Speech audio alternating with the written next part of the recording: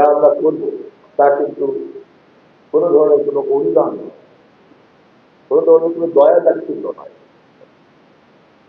এই কাজগুলি হচ্ছে গণমাধ্যমকে শক্তিশালী করার একটি কাজ।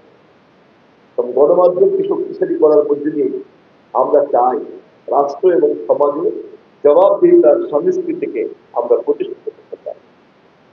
যেই সমাজে যেই রাষ্ট্রের জবাবদিহিতা থাকে না, সেই রাষ্ট্রে শেখ হাসিনার মতো পতিত পীড়িত লাঞ্ছিত রাষ্ট্র রাজনীতি তৈরি হয়। যদি জবাবদিহিতার সংস্কৃতি থাকতো তাহলে আজকে বিগত পতিত পলাতক সরকারের মতো সরকারকে এবং আওয়ামী লীগকে আজকে এই করুণ পরিস্থিতির মধ্যে পড়তে হতো না। ঠিক নাগরিক জীবনে জবাবদিহিতার সংস্কৃতির মধ্যে যারা বড় হয় তারা একরকম বড় হয়, যারা জবাবদিহিতার সংস্কৃতির মধ্যে বড় হয় না তারা আর এক ধরনের মানুষে পরিণত হয়।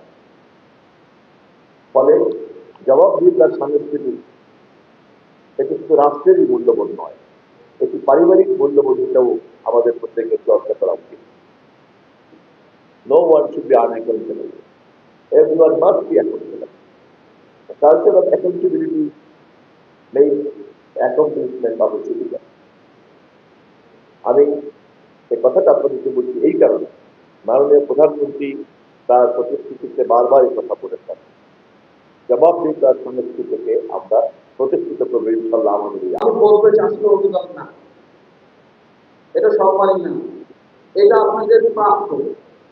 আপনারা যে গত 17 বছর তৈরির বিরুদ্ধে যে লিখনি লিখেছেন, যে যুদ্ধে অংশগ্রহণ করেছেন এবং সফল হয়েছেন, এটা আপনাদের প্রাপ্য। এটাকে ছোট করে কেউ কখনো দেখবেন না।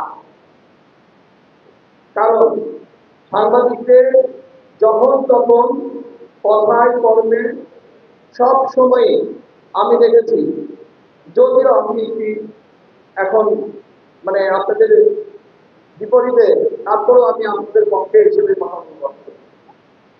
এটা আপনাদের প্রাপ্য। আমরা কখনোই মাথা নত করবো না, আমরা মাথা উঁচু করে কথা বলবো। আমরা যদি আমরা যেখানে সম্মান পাবো না সেখান থেকে বেড়ে যাবো। আমরা কখনোই ছোট হবো না, এটাকে বুকে ধারণ করে আমরা বলছো না, আমরা এগিয়ে নিব আমাদের।